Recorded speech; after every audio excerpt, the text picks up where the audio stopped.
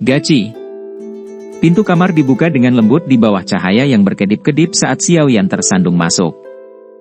Setelah menggelengkan kepalanya dengan keras, membuang pusing di benaknya, dia membalikkan tangannya untuk menutup pintu kamar sebelum dia berjalan dengan goyah ke sisi tempat tidur.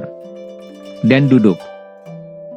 Xiaoyan dengan lembut menghirup alkohol sambil mengusap kepalanya yang agak sakit. Dia tidak bisa menahan tawa pahit. Karena kedua saudara laki-lakinya tahu dia akan pergi besok, mereka memaksanya untuk minum bersama mereka lebih awal. Jika dia tidak perlu khawatir akan pergi besok, dia akan minum sampai mereka tertidur. Xiaoyan melepas sepatunya dan duduk bersila di tempat tidur. Tangannya membentuk segel pelatihan dan napasnya berangsur-angsur menjadi tenang dan kuat. Beberapa saat kemudian, uap alkohol keluar dari jari Xiaoyan. Setelah menghilangkan alkohol di tubuhnya, Xiaoyan akhirnya merasa pikirannya jauh lebih jernih. Dia merenung sejenak sebelum tiba-tiba mengetuk dengan lembut cincin penyimpanannya. Lampu hijau tumbuh di ruangan itu dan dengan cepat menghilang. Dalam sekejap mata, lotus seed berwarna hijau tiba-tiba muncul di udara dengan tenang di depannya.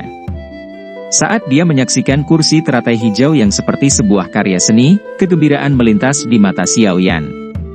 Dia melambaikan telapak tangannya dan menyebabkan kursi teratai hijau turun. Selanjutnya, dia melompat ke atasnya dan duduk bersila di platform teratai. Berat tubuh Xiaoyan menyebabkan platform teratai turun dengan cepat. Namun, saat itu melayang di sekitar ketinggian meja, itu secara bertahap berhenti. Dengan pantatnya menyentuh platform teratai, energi hangat menembus kulit Xiaoyan dan melayang di atas permukaan tubuhnya. Perasaan nyaman itu menyebabkan Xiaoyan menarik napas panjang dan dalam. Tangan Xiaoyan sekali lagi menampilkan formulir pelatihan saat dia secara bertahap menutup matanya. Sesaat kemudian, dia memasuki kondisi pelatihan. Saat dia memasuki kondisi pelatihan, sekelompok cahaya berwarna hijau samar tiba-tiba melonjak dari dalam platform teratai dan sepenuhnya menutupi Xiaoyan. Pikiran Xiaoyan secara bertahap tenggelam ke dalam tubuhnya dan karena kebiasaan, tiba di pusaran di perut bagian bawahnya. Menyapu pikirannya dari pusaran berwarna ungu, Xiaoyan agak terkejut menemukan bahwa sudah ada 14 tetes cairan berwarna ungu yang ada di dalam pusaran. Sungguh tak terduga bahwa setetes energi cair bisa diaglomerasi dengan kecepatan latihanku yang lambat selama periode waktu ini. Xiaoyan mendesah dengan shock di dalam hatinya. Pikirannya bergerak dan seutas benang berwarna ungu Douki dipisahkan dari pusaran. Setelah itu mengikuti jalur Qi yang telah ditentukan oleh Flame Mantra, dan mulai beredar perlahan. Saat metode Qi mulai beredar, benang energi jenis api alami dari ruangan di dunia luar mengalir dengan keras ke arah Xiaoyan di platform teratai. Ketika energi jenis api ini menyerbu dan bersentuhan dengan cahaya berwarna hijau dari platform teratai, ukurannya tiba-tiba menyusut saat dimurnikan. Pada saat mereka berhasil melewati cahaya teratai hijau, ukurannya sekitar 1/5 dari aslinya. Meskipun ukurannya jelas jauh lebih kecil dari sebelumnya, jika seseorang mengamati dengan hati-hati, seseorang akan dapat menemukan bahwa energi jenis api yang menyusut jelas jauh lebih murni. Selain itu, di dalam energi jenis api berwarna kuning pucat, tampaknya ada energi berwarna hijau samar bercampur di dalamnya yang sulit dilihat dengan mata kasat mata. Jelas, sumber energi berwarna hijau berasal dari teratai hijau yang mencampurkan energi seperti itu ketika energi api biasa menembus pancarnya. Setelah berhasil melewati kehalusan cahaya teratai hijau, benang energi jenis api kuning pucat bercampur hijau menemani nafas Xiaoyan saat mereka tak henti-hentinya masuk ke dalam tubuhnya. Ketika utas energi pertama masuk ke jalur Qi Xiaoyan, yang mengendalikan sirkulasi Douki, berhenti sejenak. Dengan pengamatan mata batinnya, sulit bagi benang energi berwarna hijau yang bercampur dengan Douki kuning pucat untuk lepas dari indranya. Xiaoyan dengan penasaran menatap benang energi berwarna hijau murni yang tenang dan hangat sebelum memisahkan seutas api ungu Douki dan mungkin membungkus energi berwarna hijau. Setelah itu, dia mulai mencoba memperbaikinya. Saat penyempurnaan berlangsung, kegembiraan yang tak terkendali muncul di hati Xiaoyan. Dia terkejut saat mengetahui bahwa tingkat kemurnian energi berwarna hijau selama proses penyempurnaan telah mencapai tingkat yang menakutkan. Pada titik ini, energi berwarna hijau sebenarnya bisa langsung dituangkan ke pusaran dan dia bisa melewati langkah penyempurnaan. Energi berwarna hijau ini, seharusnya berasal dari tubuh teratai hijau. Tidak heran itu sangat murni. Setelah mengalami pemolesan dari api planet selama 1000 tahun, akan aneh jika itu tidak murni. Xiao Yan dengan cepat menebak asal-muasal api berwarna hijau ini. Dia segera menjadi sangat bahagia. Tidak heran jika Yao Lao hanya memuji teratai hijau ini. Sebagai penyedia sumber energi murni yang tidak pernah berakhir yang dapat melewati langkah penyempurnaan yang rumit, itu dapat menghemat setidaknya 70% waktu pelatihan Xiao Yan. Sungguh hal yang baik. Sekali lagi, Xiao Yan bergumam dengan gembira di dalam hatinya. Dia dengan cepat menenangkan dirinya. Setelah itu, dia dengan cepat memisahkan energi berwarna hijau dari energi kuning pucat yang mengalir ke tubuhnya.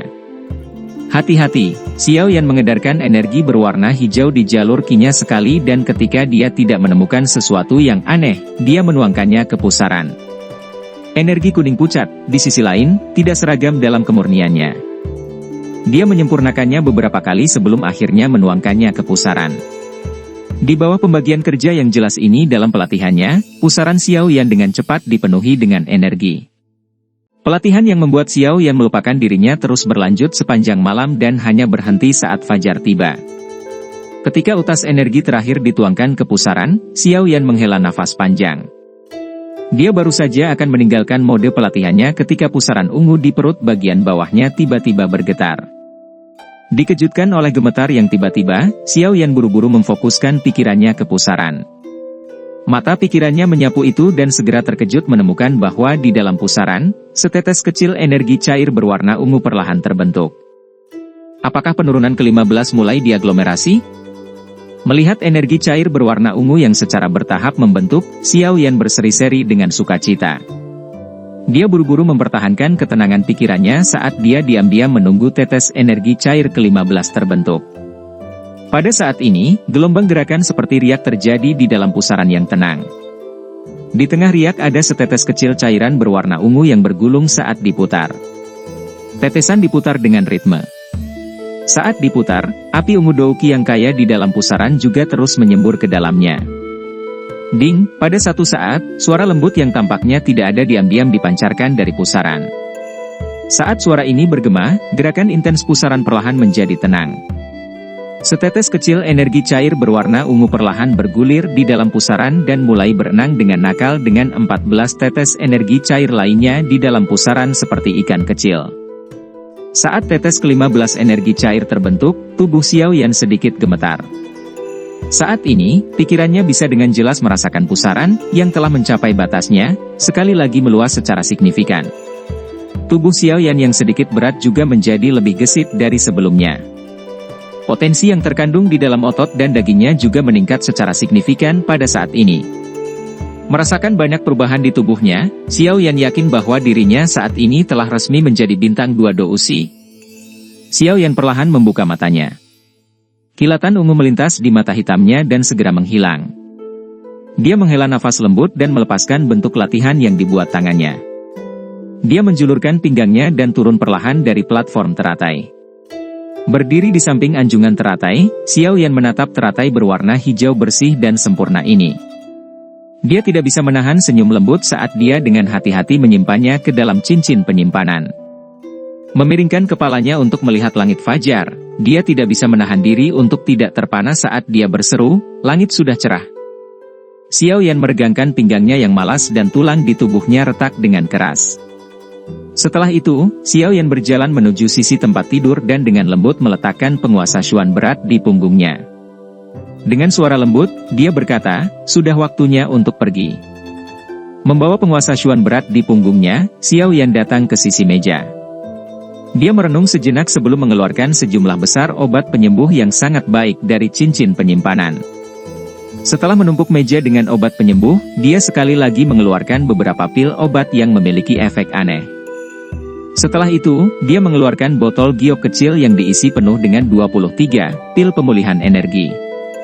Selama menghabiskan waktu di Rock Desert City, Xiao Yan menyadari bahwa meskipun ada obat penyembuh yang dijual, jumlahnya sedikit dan kualitasnya tidak terlalu bagus.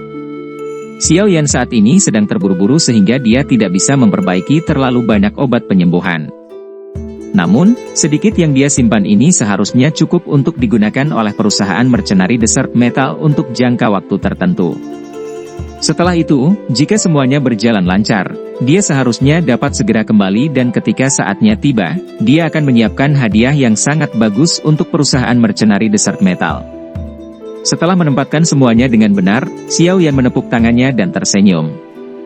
Dia membawa penguasa Xuan berat di punggungnya dan perlahan berjalan menuju pintu, membukanya dan dengan lembut berjalan keluar.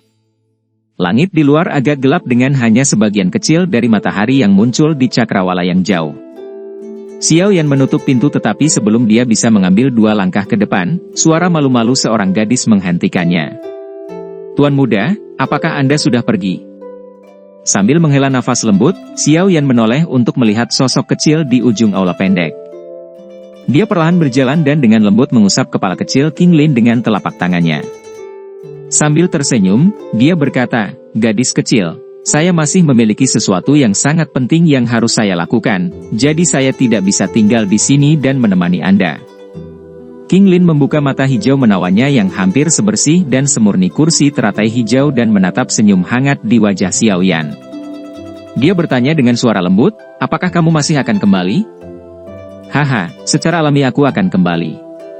King Lin bekerja keras. Membungkuk tubuhnya, Xiao Yan menatap ular roh api berkepala 2 yang berenang keluar dari lengan baju King Lin dan tersenyum lembut. Dia meninggikan suaranya dan berkata, "Ingat kata-kataku. Hidup untuk dirimu sendiri. Anda tidak perlu terlalu memikirkan tatapan orang lain. Jika Anda tidak menyukainya, maka pilih untuk mengabaikannya." "Iya." King Lin dengan paksa menganggukkan kepala kecilnya. Mata hijaunya yang gelap menjadi sedikit berkabut.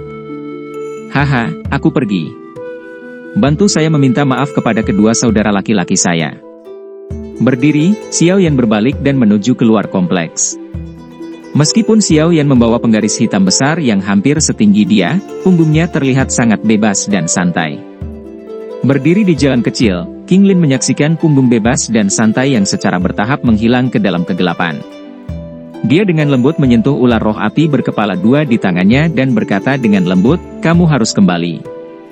Di sebuah gedung tinggi dalam kompi tentara bayaran, Xiao Li menarik dagunya saat dia melihat punggung pemuda itu berjalan keluar dari kompleks. Dia memiringkan kepalanya dan tertawa, orang ini, setelah bertahun-tahun, dia masih mempertahankan kebiasaannya. Haha. Di sampingnya, Xiao Ding bersandar di pilar saat tatapannya melihat pemuda yang menggendong penggaris besar di punggungnya. Dia dengan lembut bergumam, "Bocah kecil ini benar-benar menjadi lebih kuat. Sepertinya kita harus bekerja lebih keras. Jika tidak, kita mungkin akan menghalangi dia di masa depan." Di gedung tinggi, kedua orang itu saling memandang dan tertawa terbahak-bahak.